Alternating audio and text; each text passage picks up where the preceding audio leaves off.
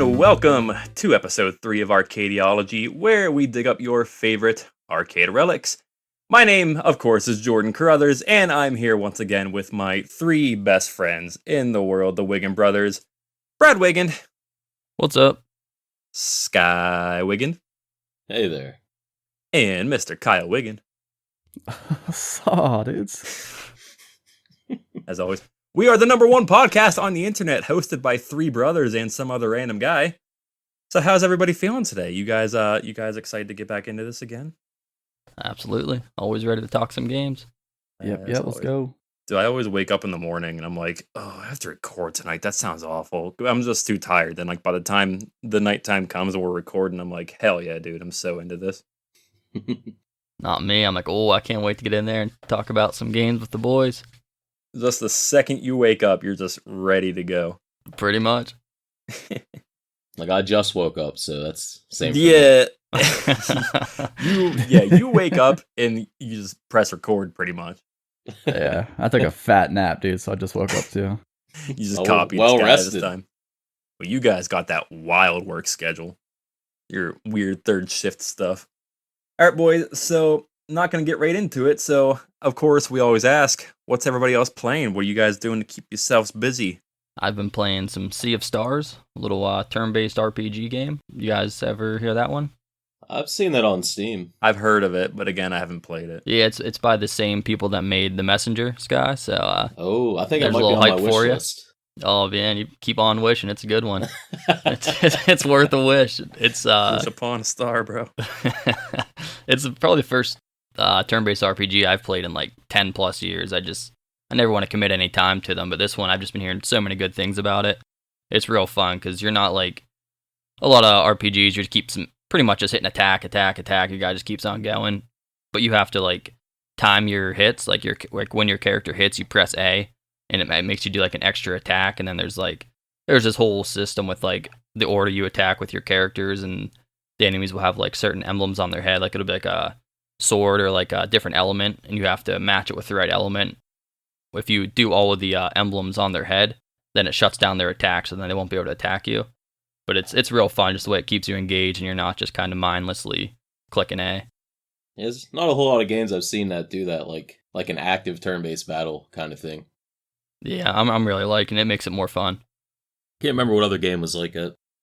Sky, what you been up to, man? I told Kyle about it the other day at work, but I don't know if you remember it, Brad. Do you remember Dragon Court? A game from a long time ago? Yeah, sounds familiar. It's like almost 20 years ago or something. Yeah, it's like still images, right? There's not actually like video, you know what I mean? Like, yeah, I remember that game then. Yeah, just little pictures pretty much you click on, like go on a quest or go to town and all that. It's pretty much just still images the whole time, and you just click on pictures to go to different areas and stuff like that. But that game like disappeared a while ago. Like the dude stopped working on it, I guess. And then I just recently found some guy bringing it back. So now it's like up and running again. Oh, dude, I want to check that out. You get like basically like stamina, right? You can only do so many actions a day or something. It has to reset. Yeah, you get like so many quests. As you level up, you start to get more quests every day, and you start getting a pretty decent amount. You have to send me that. I want to check that out. Yeah, I'll link it. I've been playing that a lot lately. And he just recently added like a way for you to play it on your phone. Because before you couldn't log into it because this thing was made in like 97 or something like that. Jeez. So like cell phones weren't really a thing when you gamed on. Right. But now he put a little login box so you can get on your phone and play. Nice. So I've been playing that a lot. I haven't been playing much, boys. Yeah, we're saving the best for last here, Kyle. What you been doing? Yeah, well, I mean, aside from the occasional match of Halo. Oh, look at that. Yeah, I mean, I hurt my back, and it kind of makes it like uncomfortable to sit in this gaming chair for like long periods of time. So I've been just trying to relax and let that heal. But it is getting a lot better, so I will be back to the long gaming hours here pretty soon. I heard Halo just hit like some of its highest current players ever or something recently with a new update. I've been hearing good things about it. Yeah, I think with the new update, along with the like their championship and everything, kind of revitalized some people. Well, boys, is that about it? That about all we're doing? Because honestly, man, I haven't changed pretty much anything from the last episode. I haven't really played anything new. Yeah, it's all good with me then. I'm ready to roll. My boys, my boys. Well, then, I guess if we're all ready to go, we're going to get started with the reason that we are here tonight. Our game for the evening is Mega Twins.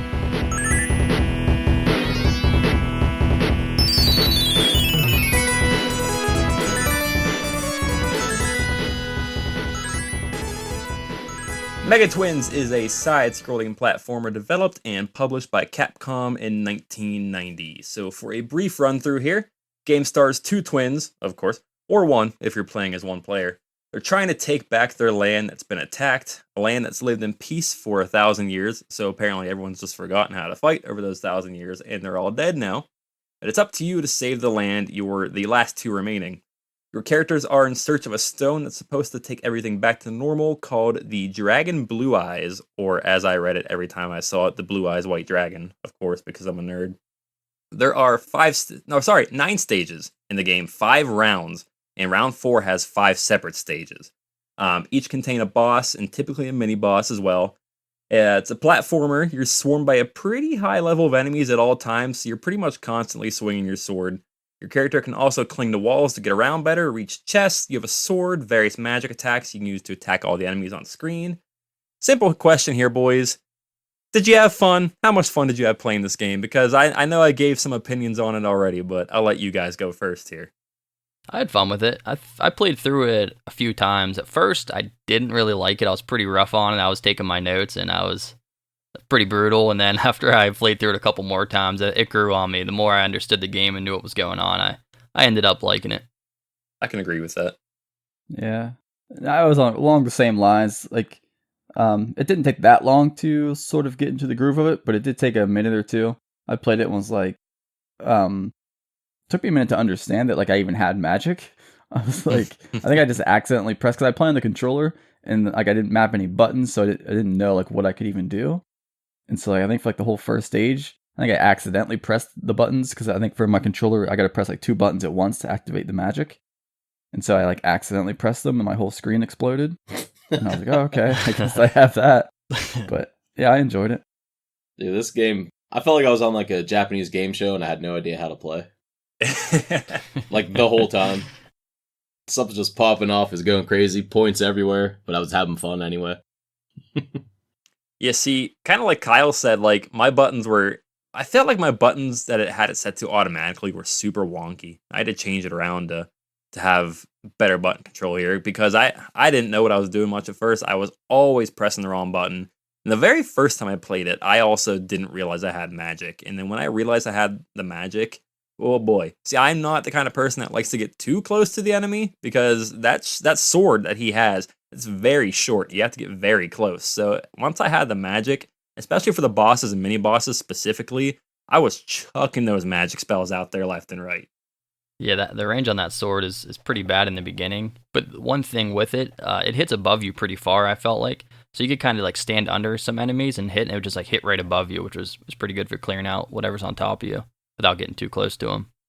Yeah, you can usually just sit around and like spam that sword attack and kill most things. See, I definitely agree with that on the stages where... So, there's the platformy stages, but then there's also stages where you can fly and swim, and then you don't really have to platform. You're just moving around the screen wherever, and then on those stages, I was mashing that sword button like crazy, just absolutely obliterating anything that dared come within like 5 feet of me. Yeah, the flying was awesome because you didn't have to worry about the, like, whenever you're walking, you can't swing and walk at the same time whenever you're on, like, a platform. But when you're flying, you can just keep, like you said, just keep spamming the attack while you're flying and just constantly moving. It felt like a shoot 'em up, but like a melee version of it. Mm-hmm. Yeah, I think the flying stages and the water stages were, like, pretty much the same, and they were by far my favorite. Yeah, I agree with that. They were definitely the simplest to me, I think. The one thing, though, like, on the flying, if you would, like, land on a platform, it was super annoying, because you're, like, real fluid flying through the air. Then if you got a platform, you had to jump back off it, or you can't attack and walk again. It just felt a little weird. Yeah, I didn't understand the purpose of having those platforms kind of randomly in the clouds. I mean, other than to catch chests, I guess, that were randomly hidden around. One thing that definitely made it easier on me once I realized you could do this is that you can swipe your sword to stop enemy projectile attacks. So that was something I had a hard time with at first because I just wanted to avoid all the attacks. But if you get close enough to an enemy and just swipe the sword, their attacks will stop. They won't follow you anymore. Yeah, I think there was only like a couple that you couldn't hit, but you could pretty much destroy any projectile that came at you. Mm-hmm. And that made it significantly easier, especially with the bosses who pretty much all have some sort of projectile. Yeah, it was like a line of defense as well as offense because you can just keep swinging as you're going and crushing anything that tries to hit you. So let's talk about a few of the stages in the game. So it seems like the game is kind of, in a way, stage-wise separated into two chunks. You have 3 rounds at the beginning that you can choose between. There's one that's kind of foresty and also kind of like volcano-ish at the same time, that's the platforming one. There's another one where you're flying and another one where you're swimming. One of the fun things I really noticed, did you guys happen to think that the trees at the very beginning of the game in that first platform round looked a lot like the tree from Kirby, or was that just me? That's exactly. Yep. Yeah, that's what I was thinking. That was in my notes too. It Yep. felt like I was in a knockoff Kirby game. That's the very first thing that I noticed. Yeah, that's what stuck out to me. And for some reason, the song in that level, I think, kind of reminded me of like something that would be in Zelda also. It seemed like a mash of Kirby and Zelda there. I think even some of the music slightly sounded like, I think one of the songs sounded like Zelda. Like the first couple seconds of one of the levels. Yeah. I think one other thing I found really interesting, and I feel like you guys had to have noticed this as well too, because I know we have similar interests with this. So for the flying round, why exactly did we go to Kami's Lookout at the end of the stage? Right? Flying a Nimbus Cloud up there too. So I knew as soon as I saw that, oh, these guys definitely are thinking the same thing. This looks exactly like we're going to Kami's Lookout. Yeah, that was awesome. I like that. Yeah, I think they tried to trick me on that one because like you fight the boss and you think it's over, and like it starts to fly up, and it's like you're just collecting coins. There's no enemies, and I'm like, okay, it's just a little bonus. Get a couple more points up here, and I got to the top and was like caught off guard by there's like enemies also up here, and like a thing that kind of spins and tries to kill you. I was like, oh, I thought this game was over, dude. The ones that look like little beans were up there. It's like 4 more of them. Yeah, they fake you out. So between those 3 stages, those 3 initial ones, did you guys have a favorite or least favorite? I mean, I think the flying stage has to be the favorite. Even though I like how the flying mechanic was, I think I like just like the more platformy one, like the jungly one. I think they were all kind of the same for me. Maybe the water one was maybe my least favorite, just because I hate water levels in every game. I just like the fact that you can pick like whichever one you wanted to start with. I thought that was pretty cool. So in case you did want to come back to it and take a different, you play them all anyways, but to change your starting point gives you more options. It was pretty cool. I mean, you guys know me. I've said it before. I hate platforming, and it's not even. I'm just terrible at it. I don't know why. I never trust myself when I jump for something. So I'm terrible at platforming. So obviously, that foresty one with the actual platforming is my least favorite of those 3. The water one had some tough enemies here and there. The mini boss on that one, especially like the little lobsters, kind of gave me a hard time at first. And then there's also like a blue version of that lobster that looks like awkwardly like Sonic the Hedgehog. If you guys noticed that, just like in lobster form. So I'd say the flying one of those 3 is probably my most favorite. Yeah, I struggled with those lobsters a little bit too. I didn't know if I was hurting them. They would like go into like a ball, and I didn't know if I could hurt him like that or if he was defending me. But they definitely got some lives out of me. They seemed pretty tough to get close to. I think it was weird. It's like a platformer, but there wasn't like a ton of platforming in it. Like it felt mainly just like a side scroller, and then sometimes you jump. It's hit or miss. Some stages more than others. Physics felt a little bit weird. The jump, I don't know, something about it just felt off. I can't place it, but it felt weird to get used to. So after you get past those first 3 initial stages, then it moves you on to a separate map. Round 4, I don't necessarily understand why round 4 is split into 5 stages because they kind of seem like they don't have much of anything to do with each other. I know the very first stage of round 4 was incredibly platformy, at least compared to the rest of the game. It was incredibly platformy, so I was not a fan of that one at all. There was an underwater one. There was one that had like a lot of traps and like moving floor panels and spears that went at you and stuff. It looked like Bowser's Castle. That one sucked. Yeah, Bowser's Castle vibes. That Apparently, was this rough. game is just taking inspiration from everywhere, from what I can see. Then I believe at the end of round 4, you get to a stage where you're climbing the castle, which is kind of like the enemy's castle, I guess. Because then in round 5, you're in that castle where you'll fight the quote unquote final boss. Anything stand out with those next few stages from you guys that you can remember? I like I don't know when he was. It was like there were 2 bosses like right in a row. There was like a mini boss, that little skeleton, and then you fight the little vampire bat guy after it. I love the skeleton. Yeah, he was one of my favorite. He was super easy, but he was just like a funny little dude. He was real easy to fight. He kept jumping over you and like trying to attack you, but He was goofy. was real bad at it. And his like you would hit him and his pants would fall down. And you have to pull him back up, and it was a funny boss. I like that guy. The reason the skeleton was easy for me is because there was a power up right before you fight him that I seem to get every single time that essentially makes your character invincible for a few seconds. So you could just walk up there and smack him for a good while. Not only are you invincible, but you're like dual image. There's like 2 of you, and the second one Yep. you was like shooting a ranged attack. Yeah, I thought that was a pretty cool power up. I think it's funny after you kill that skeleton guy, his head flies off, and if I it was lands gonna on ask your about head, this. all like coins come out of it. Yep, I was gonna ask about that part because that didn't happen to me the first time, but it did the second time, and those coins were showing up for what felt like a minute straight. Like it launched my score. Yeah, I didn't know if like it was supposed to last so long. I was like, did my game like glitch out? Why does this head just keep throwing coins out? I wasn't sure either. I didn't even notice that. I didn't. You didn't notice that it landed on your head? Well, I caught it on my head, but I didn't notice there were coins. I was like, "Whoa, I have a sick helmet," so I just rushed off with the helmet. Missed Hey, your cool opportunity, helmet. man. I didn't know that it couldn't land on your head. I thought it just had to every time. Yeah, the first time for me it didn't.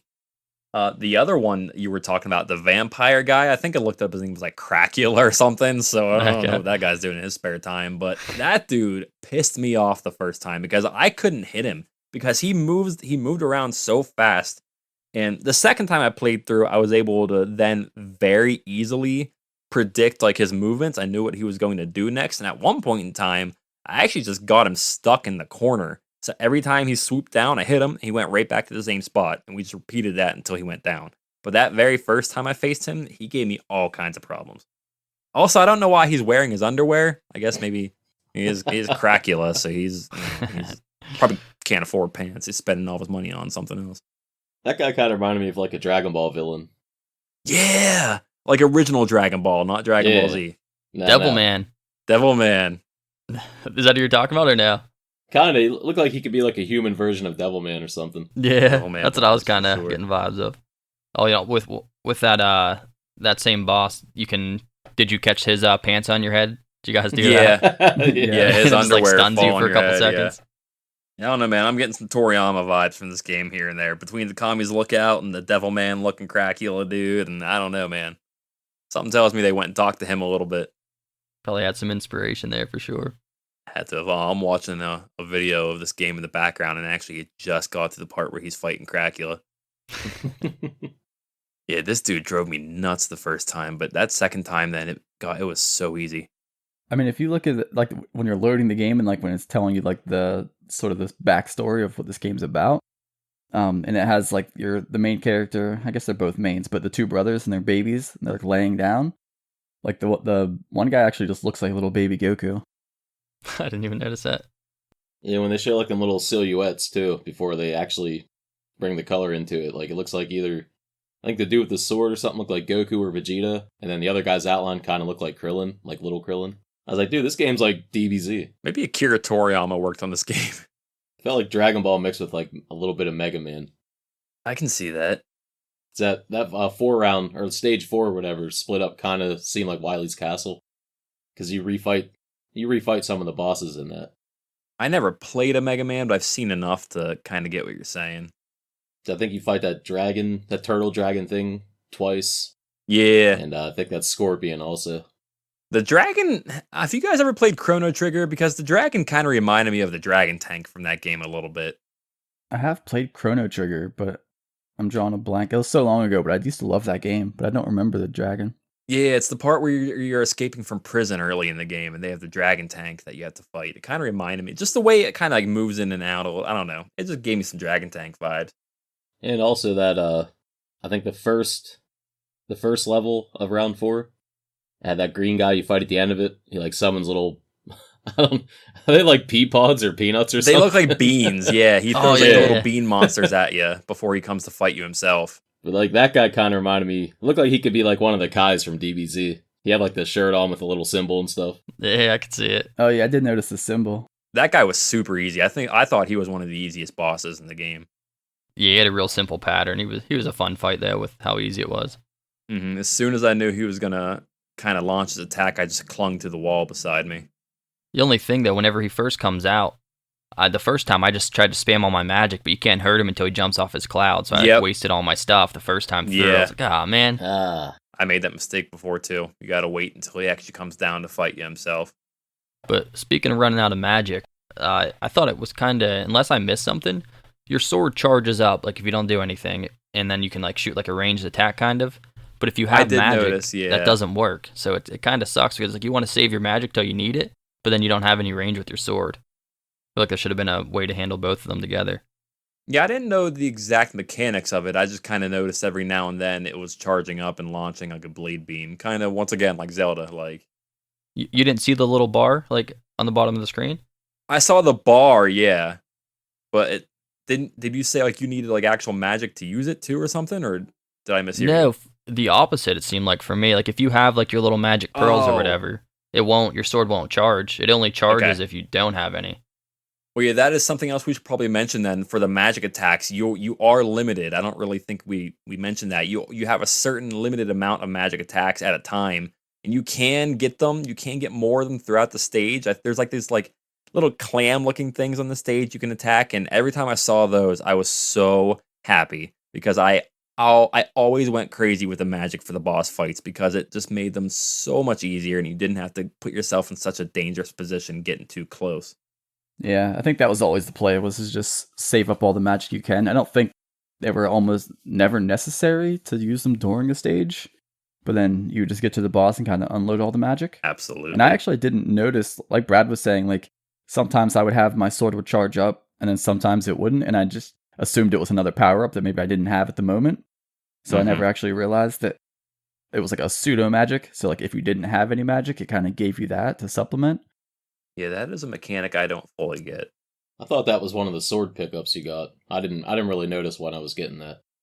Yeah, that was default. Beginning of the game, you have the sword. Well, if as soon as you start, if you use all your magic and you just have your sword, it'll have like a little bar. It'll charge up, and once it's fully charged, you hit it. It shoots like a little charge shot, and that's. I mean, you have that the whole game, except for if you have any magic pearls saved up, then it doesn't work. Which I don't know why they did it like that. Huh. Yeah, I didn't know this game. It just felt like a blur. It was like super fast. It was really hard to take notes for this game. Yeah, that's why I played it 4 times to really get a grasp of it.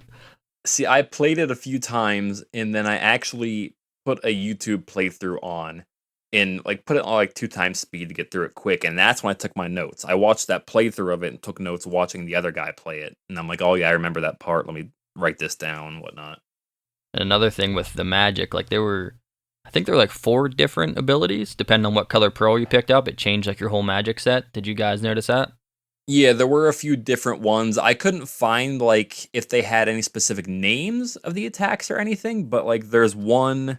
I know there's one that launches like lightning bolts kind of horizontally. There's one that launches lightning bolts like vertically. There's like a bomb that goes straight forward. There's like the typhoon or whatever. It makes like a hurricane or like a tornado kind of thing above your head. What Right. else? Was there anything else? I think that I want to say there were only 4 different colors, but I didn't really know like during playing like what each of them did. I just noticed my color change and a different attack was happening. Yeah. I like the bouncing one. Yes, that's the Oh, one I forgot okay. to mention. It kind of like spreads like small balls that kind of like bounce around the entire screen. Whatever they hit, they're screwed. Yeah, I don't think I ever knew at any stage of the game what power I was about to unleash. No, absolutely, Yeah. 100%. I think I just saved them up, and when I got to the boss, you know what I mean? I just had what I had and would just spam it. 100% agree with that. Just press the button of doom.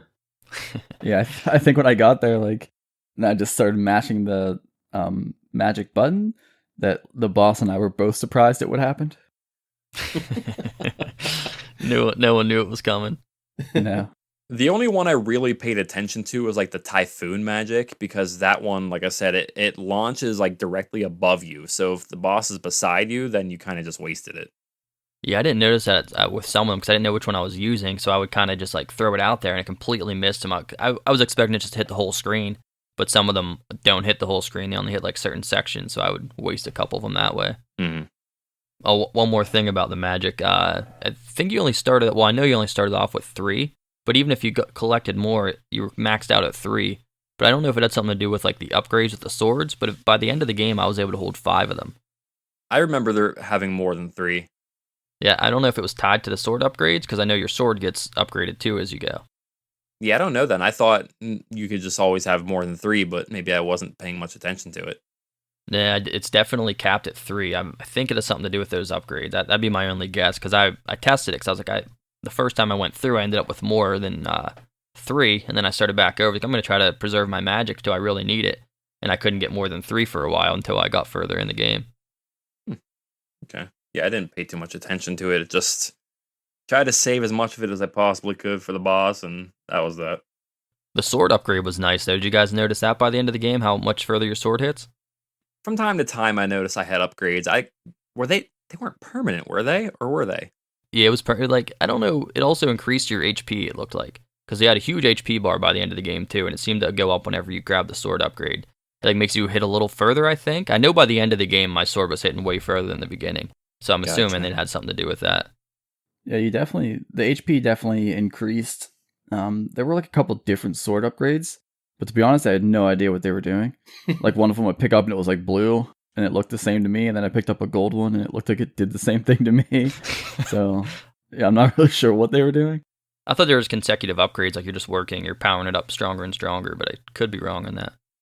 A lot of stuff was hard to notice in this game, just because it's so fast paced. Like I didn't realize anything about sword upgrades. I know at some point my health got higher. I don't know how or why.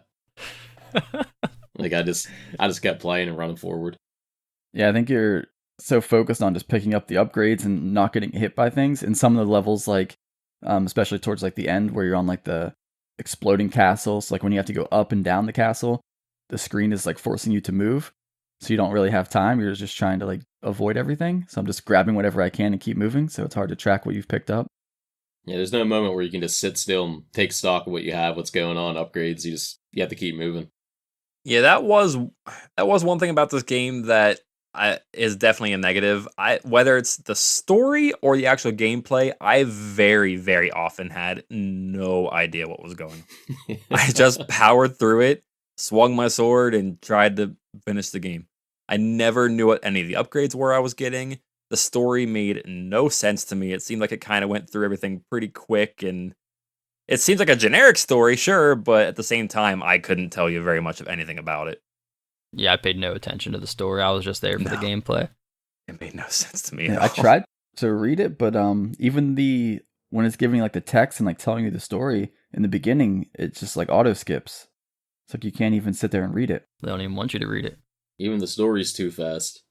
Yeah. Which is fine. I guess you have to hurry up and save the world, so they want to get past the story real quick. You always got to save the world. That's all video games are, is saving the world. All right, going to talk a little bit about some of the stages here again, kind of go back to this again. So for the end of round 4, like Kyle was saying, there is a stage where you're climbing the enemy's castle and the camera's kind of going up with you, so you have to move very fast paced through this part. And then actually round 5, it's the exact opposite. You're escaping the castle, you're going back down the castle as it's collapsing, trying to beat it. For the end of round 4, that's when you first see, so I guess this guy is considered the final boss. It's not the final boss fight, but so this guy is interesting. So I'm assuming this is like the big bad monster that like destroyed their world, and it's a giant clown. And it seemed like a very odd, interesting choice. It's literally just a very fat clown. It seemed very, I don't know if I want to say it seemed out of place, because this whole game is kind of cartoony and corny, but the clown just, I don't know, that seemed like an interesting choice to me to be like the big bad for the game. Yeah, he was a pretty funny looking guy. Like he just sits there up in his throne until you take out like his little minion, then he comes down and starts fighting you. That was kind of a tricky battle at first until I kind of got the hang of it. Yeah, the first time it was tough because what he does is he just essentially disappears and reappears at what feels like random spots on the map. But once you kind of get the hang of the whole like attack, like the projectiles that the enemy launches, how I said you can swipe them with your sword. Once you get the hang of doing that, made the fight super easy because he's just constantly launching projectiles at you. But once I did that, he was no problem. But then you do have to fight him again. So at the end of round 5, you escape the castle, and then you get dropped off at a spot where he comes back. And this fight I thought was super easy for a final boss fight, mostly because he was standing on top of a ball, and that ball took up more or less like a fourth or a third of the screen. So his hitbox was enormous. So for a final boss fight, super easy. Yeah, I wasn't surprised at all that the boss was a clown. You weren't surprised. No, because this whole game was random, so I kind of expected that. That's fair. So I was still surprised because it was random, but it felt like, I mean, the first couple bosses, like you have like whatever that fire thing is, but it's like some random made up fire guy, and then like you have to fight a dragon and then a scorpion, and then so those were kind of like all three similar-ish, and then Dracula kind of came out of nowhere, but I could accept it. And Cracula, the get it clown, right. I was not. Yeah, I don't know how it came from those guys and then into the clown, but he did throw me off. But like Jordan said, all the fights with that guy, even if you have to fight him multiple times, I felt like all of his fights were pretty easy, but they did have a little bit, like enough mechanics in them that it did kind of make it fun at the same time. Yeah, it's cool you can interrupt his attacks if you got to him fast enough. Yeah, I feel like that was the best way to approach it. You'd kind of wait for him to spawn, and then you'd hit him right as he starts to attack, and you would stop his attack and like teleport away. The bosses have a ton of HP in this game, though. They're not like super hard, but it takes a while to kill them. Yep. Yeah, you got to really grind them down. Like you said, overall not too tough, especially if you still have plenty of magic left. So, I mean, some of these bosses you hit them with one magic attack, and that's like a third of their health bar. But if you didn't have magic, then yeah, you're gonna be there for a while. I think it's pretty cool too. Like every time you die and continue, when you respawn, it like attacks everything on the screen, so you can actually hurt the boss when you die a little bit. Yep, that you kind of launch an auto magic attack whenever you respawn. It's like a consolation for dying. It just kills all the enemies and then hurts the boss a little bit. So after talking about all the stages and a handful of these bosses, so I'll ask each of you individually, did you have a favorite or least favorite stage? I know we talked about the first 3, but the game as a whole, did you have a favorite or least favorite stage or a favorite or least favorite boss? What does everybody think? Brad? I kind of said mine with the boss. I like that this mini boss, that little skeleton guy. He was fun to fight. Same, man. He's my favorite. As far as levels, I just kind of liked the castle, climbing up it. I just liked I thought it was cool. You're climbing up it to go fight the boss, and you beat him, and it's like kind of crumbling down, and you come back down the same exact spot, but it's like the screen's all shaking and stuff. I thought that was a pretty cool part. Yeah, I actually liked the same exact level. I thought, even though I was like going up the castle and back down the castle, both had the same feel to me. Even though it kind of made it hard, like I said earlier, to like know what you were picking up as far as the upgrades and stuff, because you were being forced by the screen to move. I still liked that it was like pick up what you can, kill what you can. Also, you're kind of just like rushing and dodging things. So I felt like it was kind of a good combination of all of that. Yeah, I think the last level was probably the best for me also. Kind of felt like Super Metroid, like right in the beginning. When you have to go down the elevator, fight Ridley, and then it starts blowing up and you have to run back out to the elevator. Any other stages or bosses that stand out? I thought let me see, I think the final level, something that stood out to me was right before you get to the last boss, you're climbing up them steps, and then like little dudes fly by and drop them party balls on you. And that reminded me of Mega Man 8. I don't know if you guys ever played that, but on Clown Man's level, there's things like that. It's like a party ball flies past and breaks open. It looked exactly the same to me. Never played it. I realized it was Capcom, and I was like, oh, well, they make Mega Man, Yeah. so I guess. No relation, though. Yeah, I definitely liked fighting the clown pretty much in all of his phases. I think were probably my favorite. But if I had to pick one, I think it was the one where he would disappear and like reappear in certain areas, because I liked being able to. It felt good sometimes when you could like predict multiple times where he was going to be, and then as soon as he appears, you could attack him again. So it felt like if you were making the right choices, you could kill him quicker. What about you, Jordan? Stages and bosses. I mean, I mentioned the boss. I definitely love the skeleton, and not even necessarily for the fight. I just love the way he looks.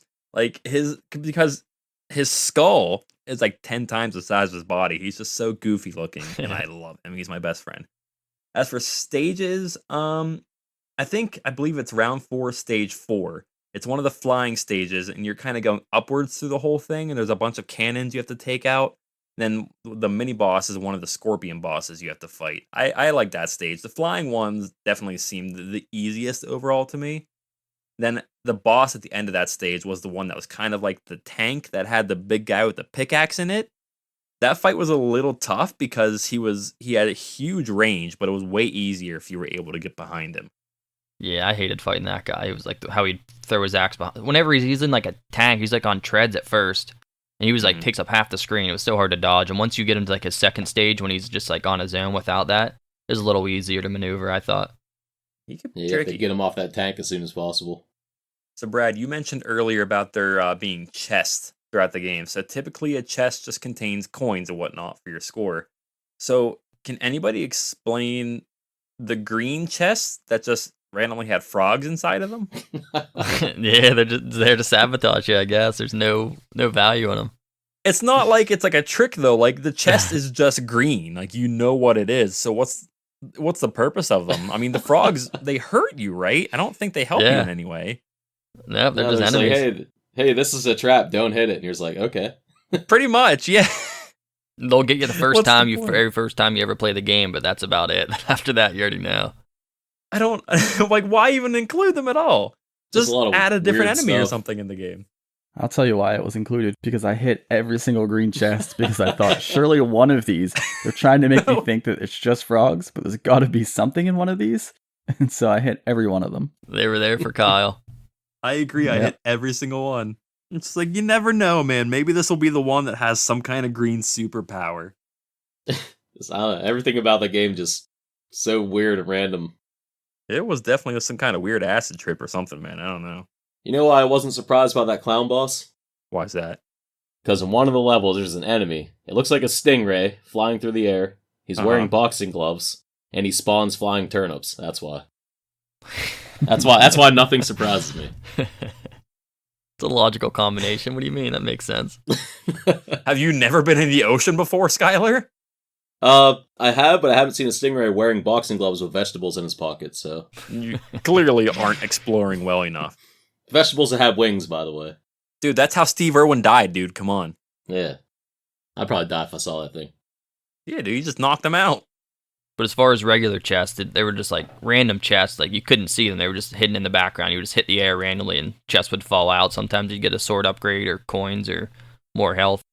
Some of those were like strategically placed. Like they were like right before a boss battle. If you jump up and hit, a chest would fall down and there'd be like I guess that's a pill or something. That's what gives you more health. Yeah, it's like a little vial. Yeah, it's like a health restoration item.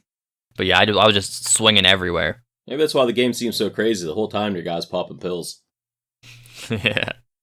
This whole game is just one big... I mean, you have Cracula, you got pill popping. This is definitely like rehab the game. One thing that was kind of weird for me is... So I played it twice, and my second time through, I was way more focused on just getting to the end rather than killing. I didn't really care about killing all the enemies on the screen or getting all the coins like I did the first time. I just wanted to get to the end, spend as few coins as possible. And somehow the second time through when I did that, I had like double the score that I had the first time. And I don't understand that at all. So I don't know how the scoring in this game works. It seems like everything in this game gives you some kind of points. I skipped so many things, and somehow, some way, I had almost double the score. I don't know. Overall, how'd you guys feel about the difficulty of the game? At first, it was a little tough. I don't know. Overall, I didn't think it was that bad, just because the fact that you could just pretty much keep on attacking without any like downtime or delay. You can just keep on spamming. So if you were in a tough situation, you could just keep spamming attack until you got a second to figure out what to do next. It was a little hard, but I don't think it was as hard as the other games we played so far. Yeah, I think it was pretty simple. I don't know that I ever died on any of the actual stages. It was only the bosses that would get you a couple times until you learned sort of their attack pattern. But yeah, I played the whole thing. Didn't find it that difficult. I only did one playthrough. I just loaded the game up, played straight to the end, and I was done. I never did no second playthrough. You know what I mean? No restarting anything. And I didn't think it was that difficult. Yeah, it seemed pretty easy. It was just the bosses just had a lot of health. Like that was the main, probably the most difficulty in the game was just wearing the boss's HP down. But the game itself was pretty easy, and I thought it was fun. Definitely a game that, honestly, you play it once, that second time is significantly easier. Because it's very easy to kind of recognize some of these enemy patterns and whatnot. That second time through was significantly, like, when I was playing it for the very first time, not the official playthrough that I was doing yesterday. When I played it for like 5 minutes, I was like, oh my god, this sucks. I keep getting my ass kicked by all these enemies. But then that's when I realized, oh, you can deflect their attacks and yada yada yada. It got way easier. So overall, it's kind of tough the first time you play it, but then after that, it's a pretty easy game, I'd say. Yeah, I did think about doing like another playthrough because like after I got through it, I was like, surely if I go back and do it again, I could probably use way less tokens. Surely. But at the same time, I kind of enjoy just like playing these for what it is and giving it one playthrough and just seeing how long it takes me to get it done without knowing what's going on. Mm-hmm. All right, before we move on to the next segment, does anybody have anything that they would like to add? Yeah, I've been waiting to say. Did anyone else get annoyed by the low HP sound? How that was so loud and annoying. Oh, I Your mean HP was low. that's everything, dude. I grew up on Pokemon. Like I hear those sounds in my sleep. It's okay at this point. It was so obnoxious though in this game. Like they couldn't have toned that down a little bit. They never do. Yeah, I think I played on pretty low volume. I think because it was so loud in the first stage, I was like, this is too many noises going on. So I turned the volume down pretty low. So I actually didn't really notice how annoying that could be. I had it pretty low too. I was trying to watch Invincible in the background since season 2 is coming out soon. So I was trying to pay attention to both things at once here. So I did have the volume kind of low on that. I mean, I was at low health pretty often, so I think I made the right choice. Well, your ears were in a much better place because you weren't missing much there. And Jordan, you mentioned Pokemon. That the rock boss's theme kind of sounded like a Pokemon battle theme to me. I don't know if you guys picked up on the that rock at all. Boss, which is that the stage 1 boss, like the volcano looking kind of guy? Yeah, the guy that's like in the ground that pops out. I'm gonna have to go back and listen to it because I don't think I noticed that.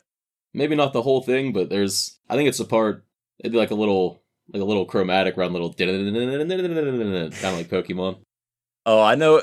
Honestly, man, I played so much, I know exactly what part of the song you're talking about just by making that sound. Yeah, I heard that. I was like, oh, this kind of sounds like a beefed up Pokemon theme.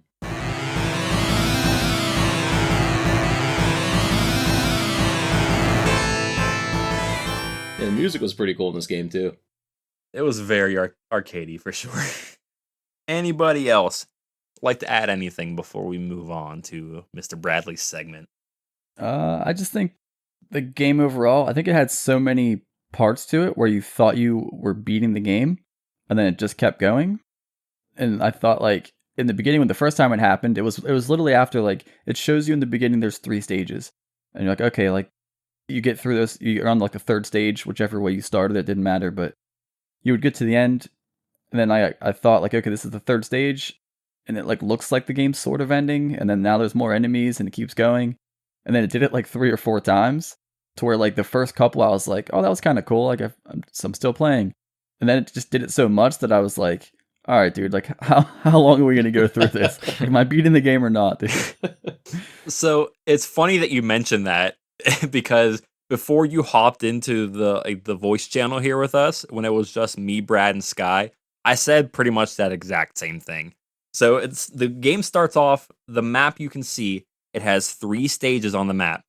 So the way I thought was, because especially Brad and Sky told me this game is very short. So I thought, okay, so I'm going to beat these 3 stages and then probably go to like a final boss or final stage or whatever, and then the game's done. No. So it shows you these 3 stages at the beginning, and then at that it's like, oh, just kidding. Here's like 6 more. Have fun. So yeah, I didn't understand when it was supposed to end either. Especially when you get to round 4. So they call the stages rounds. There's round 1, round 2, round 3, round 4 part 1, round 4 part 2, round 4 part 3. Why are there 5 parts to round 4 that are like nothing like each other? I don't get it.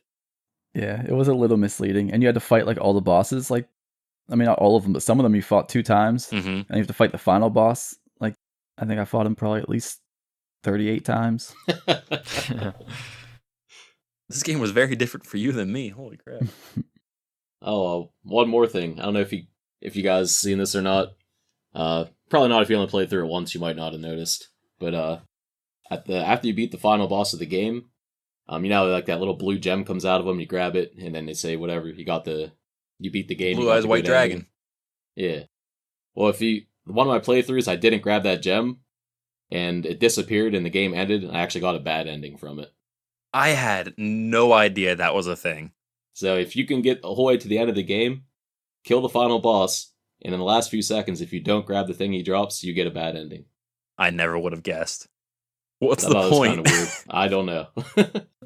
And like, usually for a video game that has a good ending and a bad ending, you have to do something significant in that game. So this is legitimately just, okay, here's the gemstone, your Blue Eyes White Dragon, you have to grab it, and if you don't do it quick enough, you get a bad ending. It's just that simple. Yep. That's so weird. That is the dumbest thing I've ever heard. Imagine playing it, then you get to the end and you don't grab it and you get the bad ending. You just go, dude, I really want to play this whole game all over again just to see what actually is supposed to happen. Imagine wasting all those tokens in the actual arcade. You're like, oh, I'm going to get the high score. Oh, nope, I didn't actually complete the game. Told you, man, this game's just a weird game show you don't understand. You just play it. Japanese game show, man. All right, boys. I think we've talked about this game a good bit here. So, Sky, you didn't get my the drop edited yet for this next segment, did you? I did not know. Okay, that's okay. We'll just send it on over then. It's the numbers with Brad, ladies and gentlemen. So, Brad, why don't you go ahead and take it away here for us? All right, it's time to rate and rank this game. So first, we're gonna rate it. Everyone gives their individual rating. Today, we're gonna rate them out of 44. That's how many total enemies are in the game. That's including like the boss. If they have 2 forms, I counted that as well. Different kinds of enemies. Right. Okay. So, I've said it many times, and considering this is an arcade podcast, I'm going to say it many more times. I hate platforming. I hate it so much. It's the bane of my existence. I wish it didn't exist. But with that being said, this game was very frustrating at first, but as I got further through it, and as I played through it the second time and understood it better, I enjoyed it a bit more as we went. So I'm not going to give this a great score, but I'm going to give it a better score than what I did when I talked to you guys about it last time. So out of 44, I'm going to give it like a 29. Like it's like not bad, but not incredible. I feel good about 29. It's not bad. Actually, I expected the way you started that to give it a lower score, but Me too. I was actually, like I said, you go through it. I don't think it was that difficult. I did one solid playthrough from start to end. I didn't go back and replay it. The bosses were all like they were kind of unique, but I wasn't thrilled about the fact that they were like repeating bosses. Mm-hmm. I don't think it would have been that big of a deal to just because you do fight some of the bosses like 2 different times. It could have just added some new bosses in there. I liked that it was like you thought you were beating it and then you weren't, but then they kind of overdid it towards the end where I was like, how long is this going to take? Like, am I beating this game or not right now? Yeah, you loved that part, I know. Yeah, but I did like it overall. It wasn't that difficult. Some of the stages were better than others as far as like I sort of like there was like a duality of being forced through the stage, but also like it was kind of hard to track what upgrades you had and what you were picking up and what they were even doing. So yeah, I thought you were going to rank that lower. I'm actually going to go with a 28 on this one. Okay, not bad. Pretty close. Well, since Jordan wants to keep trashing my platformers, I'm going to give it a 30. I'm just going to give it that means plus Brad 1 on has Jordan. to go. Brad has to go either 27 or 31 now. He has no Gotta choice. one up them. It wasn't too bad. It seemed like there was a lot of levels, but every level was so short in itself that, I don't know, the game just wasn't that long. It was pretty fun. A lot of random stuff going on. There's points all over the place. You just lose track. You just kind of run forward and keep hitting attack and win. Now, the graphics are pretty good too. I like the backgrounds had like a little bit of detail to them. It's very colorful. It's a Yeah, very yeah. colorful. Like a toddler would be obsessed with this game. Yeah, you got like cartoony characters popping off the foreground and all that. It's pretty cool. But I thought it was a fun game. I like it. Yeah, I definitely enjoyed it. Like I said, I played through it multiple times. I ended up doing 4 different runs on it. It was pretty short, so it kind of went pretty quick, like each run, so I didn't really feel like I spent a ton of time doing it. The first time I played it, it felt like it ended before I really knew what was happening, so that's why I played it a couple more times to really get a full experience of the game. All the stages, overall, I thought were pretty short. I liked that because it felt like you were just constantly hitting another boss. And I really like boss battles, so I thought the pace was actually really good.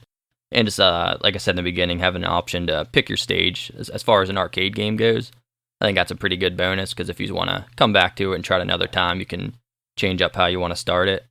But no joke. This is in my notes. I typed my notes before I even come on here. Oh, My score was 31 out of 44. Let's go! What are the chances? Yeah, take that, Jordan. Listen, man, I'm just happy that we had a nice linear rating here. Now, you know what? Next game Jordan picks, I don't even care. I'm trashing it. I'm gonna predict right now 0 out of whatever. Listen, man, I gave this a good rating, okay? Like, cut me some slack here. Yeah, that was respectable. I was talking way more smack on this game when I saw you guys at the last game night. Like, you probably thought, oh, he's going to give us like a 5 out of 44. No, man, it got a little better. I mean, the story's still dog crap, but it got a little better.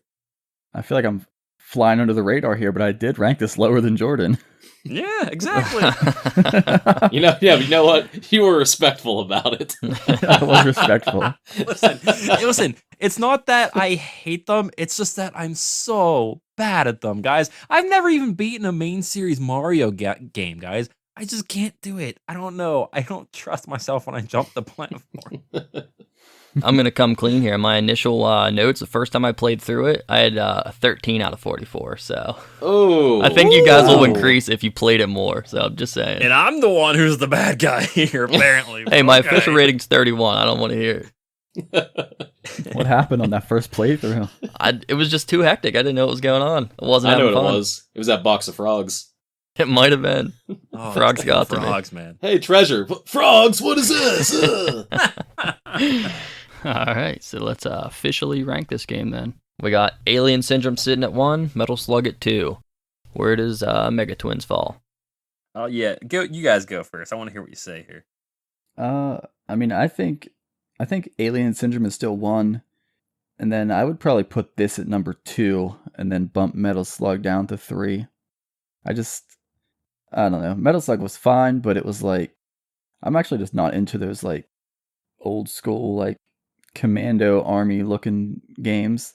They just don't do anything for me visually. They seem all kind of the same and boring. Wait till we get to Contra. Yeah, I would put this one in at number 2. Yeah, I'd hear an argument for either spot 2 or 3. Either one's fine with me. I don't think it tops Alien Syndrome, but I could see it going either way with Metal Slug. Yeah, I'd put it at number 2 also. Bump Slug down to 3, but I still like Alien Syndrome a lot. Jordan? I personally would still have had Alien Syndrome down there pretty far. I don't know, man. I'm fine with slapping it at 2. That's okay with me. I'll go with you guys here. Throwing it at 2. So you would want Alien Syndrome to be 3rd? If you had if you could rearrange the list you wanted? It's very close between these two. I still think Metal Slug was my favorite one thus far, but I'm not like dying on that hill by any means. But as far as between Alien Syndrome and Mega Twins, it's very close to me. I'm okay with just putting it at 2 with you guys and having Alien Syndrome hold the top spot for now. All right, well, we'll lock it in at that then. Number 2. All right, and then also we got to cover how many credits everyone used on the game. How many credits did it take you guys to beat the game? I mean, if you guys want me to go first, because I did. Am I the only one that did just one playthrough and that was it? I think so. Believe. Okay, yeah, so I did a single playthrough. I ended up using 11 tokens, and then I don't know if you guys care about the score at the end, but mine was like 150,000. I put my score down too, just in case. I think we did say, well, I don't know. We'll see. We'll get to it if we want to have high score determine winner or whatnot. That only matters if there's a tie, basically. Yeah. Sky, how'd you do? I spent 5 credits. I did include my initial credit this time. Good job. So 5 total, and my score was 380,230. Jeez, that's good. I was not expecting that. How many times you do this? Just one? Or oh no, you did multiple, didn't you? I did one the very first day after I picked it, and then I think this was my run, this morning at like 7 in the morning. Nice. So yeah, I only played it twice. They were both simultaneously last night. My best run, same as Kyle, was 11 tokens. My final score was 223,430. Nice, man. Nice. Respectable score for a guy that hates platformers. Yeah, what can I say, man? I think that skull that liked to spit out them coins did me a solid favor here. Yeah, I played this 4 times and my best run was 9 credits, so I didn't do too well, I guess. Ooh. Yeah, my first one was 15, and by the time my 4th, I brought it down to 9. Still beat me and Kyle with our 11 tokens. Yeah, it took me 4 tries, but I got there. I'll take fair. it. That's fair. I give props to Kyle for tying my score, playing it only one time, because when I played it my first time, it was 17 tokens. So I feel like I had a pretty good improvement there from the first to second.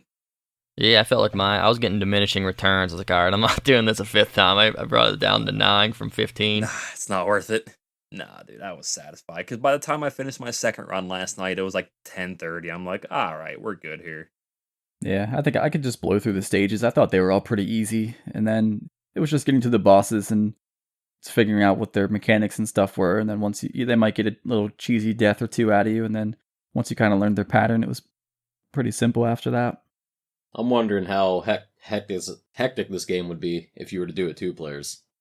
Oh, we have to do it 2 players at some point. We have to actually use the twins, man. Yeah, that'll be fun.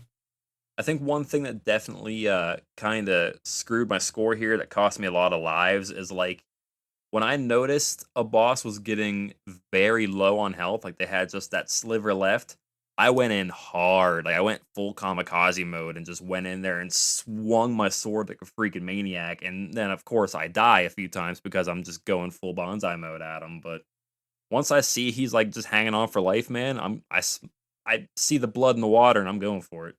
But then that cost me in the long run. Well, that wraps up everything I got for you guys. Cool. Well, if we're done with the numbers, then we got my segment here, my new favorite segment. You boys ready for some Mega Twins trivia? Yep. Let's go. Yes, sir. All right. As always, I'm going to repeat this probably every time. If you already know the answer, please answer last and let the other guys go first. So I think that possibly Kyle might know 1 or 2 of these based on something he said earlier. So a few of these, at least, I know at least 2 of them, you can know if you paid attention a little bit at the beginning of the game. We're going to start with question number 1. So I assume we all use the blue twin. I assume he's the automatic 1-player one. So the blue twin has the advantage of having a stronger sword than the other one.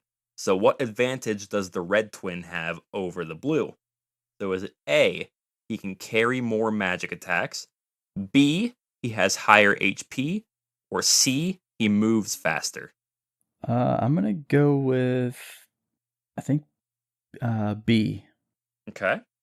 I'll go with A, more magic. Okay. Yeah, more magic. All right. And that gives a point to Sky and Brad. The red twin can carry more magic attacks.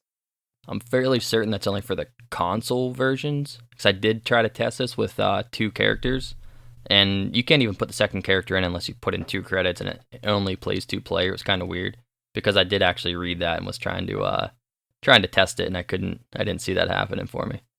Well, we're just gonna go ahead and pretend that we're gonna go ahead and pretend that it works for the arcade version too. Sure. Maybe I didn't study enough, but listen, man, it was late when I did all these notes, so we're just gonna accept it. We're gonna move on to question 2. So this is one that you guys would have seen if you paid attention at the beginning. So again, if you know it, save it for the end. Question 2: the characters in this game are all very tiny. What is the listed height for the blue twin? Is it A, 5 foot 1 inch, B, 4 feet 3 inches, or C, 3 feet 6 inches? I'll say 3'6". Okay. I think it's A, 5-1. Yeah, I also think it's A. All right, boys, Brad has his first ever missed question. It is Oh. a 5 feet 1 inches. 1 Oh, inch, no. sorry. Brad, finally Man. not perfect anymore. I have fallen. The mighty have fallen, my friend. That's okay. You're still in the lead overall. Gonna move on to the final question. Question 3.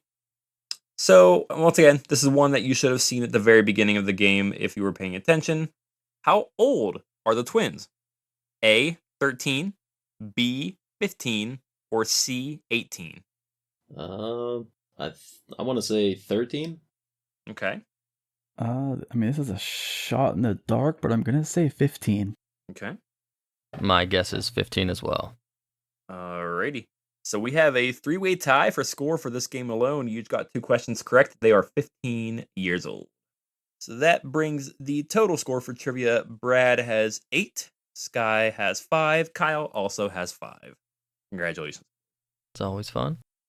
All right, boys, we're kind of coming to the end of the road here for Mega Twins. Does anyone have anything they'd like to add in here before I close us out for the night? I mean, the only thing I want to state is I get like in the beginning of the game, like you can name your character as far as like when you get a score, right? If you're playing at the arcade, it throws you, your score up on the thing as like whatever name you want to put in.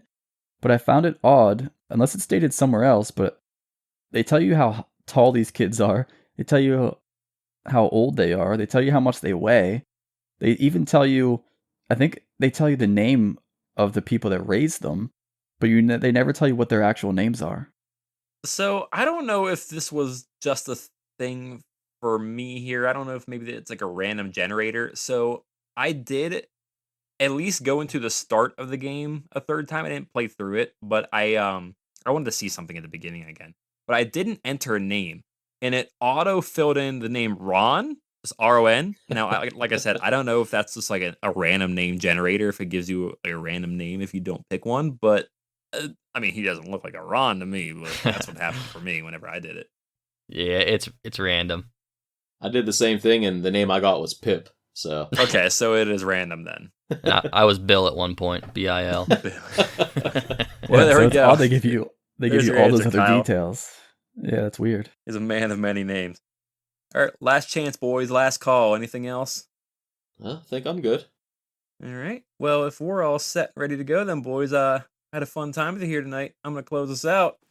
Next time on Arcadiology, we have...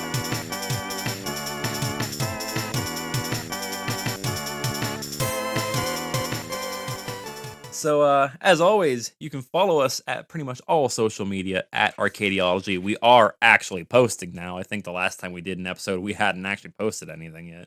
Now you can actually go to those pages and see something. So, at Arcadiology on Twitter, on Instagram, on whatever the hell else you want to use. I don't know.